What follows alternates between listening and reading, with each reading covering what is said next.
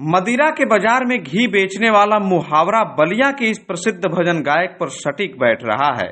कहा जाता है कि जापर कृपा राम की होई, तापर कृपा करे सब कोई। पहले ताने देने वाले लोगों का शब्द आज सम्मानित शब्दों में बदल गया। इस प्रसिद्ध भजन गायक के परिवार की स्थिति न केवल दयनीय थी, बल्कि पैरालाइसिस ने इस बेटे के जीवन से पिता को कम ही उम्र में छीन लिया। अंत में राम का सहारा लेते हुए भजन को अपने जीवन का सफर बनाया और आज यूट्यूब पर 12 लाख से अधिक सब्सक्राइबर हो गए। आज भजन गायक की माने तो राम की कृपा हो जाने के बाद सभी लोग कृपा बरसा रहे हैं। जनपद बलिया के रहने वाले भजन गायक चिंटू सेवक ने कहा कि मैं जब कम उम्र का था तो मेरे पिता को पैरालाइसिस बीमारी ने छीन लिया। उसके बाद परिवार की स्थिति और दयनीय हो गई। सुबह भोजन बना तो शाम को क्या बनेगा या नहीं बनेगा, इसकी चिंता सताती थी। लेकिन आज राम की कृपा सब कुछ दे गई। हमारा नाम है चिंटू सेवक। मैं भजन गा रहा हूँ, कथा की तैयारी कर रहा हूँ जी। देखिए, सफलता कई तरह की है। हमारे नज़र से देखेंगे तो सफलता यह नहीं है कि हमारे चैनल का 1 मिलियन सब्सक्राइबर हो गया। यूँ मानिए जैसे मदिरा के बाजार में घी बेच दिया हम लोगों ने।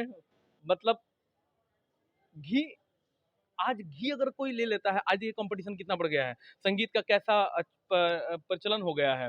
कैसे लोग कह रहे हैं कि नहीं, अश्लील नहीं गाओगे, ये नहीं गाओगे। हमारे गांव में भी बहुत सारे लोग कहते हैं क्या गाते हो, ये क्या कर रहे हो। लेकिन सच बताएं, सफलता और कामयाबी उपलब्धि क्या है, अगर हमारी नजर से देखेंगे तो सबसे बड़ी उपलब्धि ये है कि मैं राम का नाम ले रहा हूँ। मनुष्य अगर राम का नाम ले रहा है, इससे बड़ी सफलता कुछ नहीं है। हम राम का नाम ले रहे हैं और मेरे मुख से निकला हुआ शब्द किसी को आनंद दे रहे हैं, किसी के कानों में जा रहा है, तो यही मेरे लिए सफलता है। वो अलग बात है लाखों रुपए भगवान की कृपा से घर हुआ, जमीन खरीदे, गाड़ी अभी कल लेंगे, अभी मैंने एक गाड़ी और लिया है। बहुत अच्छी व्यवस्था है, ये सांसारिक व्यवस्था है। मैं लोग की व्यवस्था के चक्कर में कम, पर लोग की व्यवस्था के चक्कर में ज्यादा पढ़ाता हूँ। बहुत सफलता मिली है जी।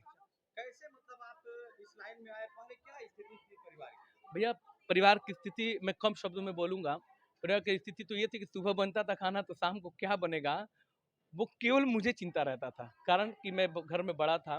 पिताजी के बाद एक हमारे बड़े भाई हैं, लेकिन वो भी कम शिक्षा मिलने के कारण, अभाव के कारण, शिक्षा तो हमें भी नहीं मिली, कुछ नहीं कर पाए, हम लोग नहीं पढ़ पाए। पिताजी अकेले कमाने वाले, पिता को पैरालिसिस जब मार दिया तो सारी घर की जिम्मेदारी अपने सर पे ही आ गई। 3 बहनें हैं, शादी करना, सब कुछ करना, हम बड़े हैं। तो कहने का मतलब है कि बहुत ही बुरी परिस्थिति रही, बहुत ही दयनीय परिस्थिति। अब प्रभु की इच्छा से ऐसी है कि अब क्या बताएं। उसको ऐसी है कि सोच नहीं सकते हैं। मैंने बोला कि उस समय आपको पहले बोला कि गांव के लोग भी बोलते थे क्या गाते हो, ये गाते हो, वो गाते हो।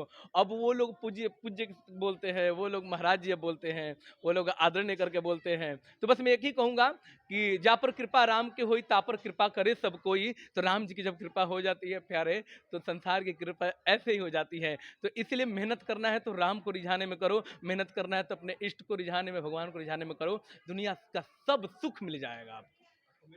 बिल्कुल मिल रहा है जी, हमें, मैं जो सोचता हूँ सब मिल जाता है। अन्य लोगों को क्या कहेंगे? अन्य लोग को मैं ये कहूंगा कि राम जपते रहो, काम करते रहो, उम्र जीवन का यूं ही निकल जाएगा। अगर लगन सच्ची भगवान से लग जाएगी, तेरे जीवन का नक्शा बदल जाएगा। जिनकी कृपा से धन और दौलत हमने हर सुख पाया है, वही राम कई युग से जीवन तंबू में अपना बिताया है।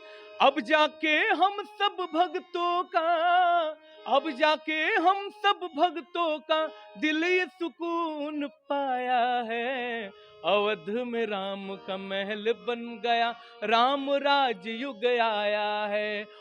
कहना है चिंटू सेवक ने दिल का बात, बाबा के सेवक ने दिल का बात गा करके सुनाया है।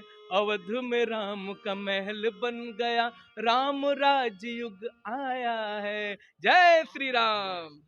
लोकल 18 के लिए बलिया से सनंदन उपाध्याय की रिपोर्ट।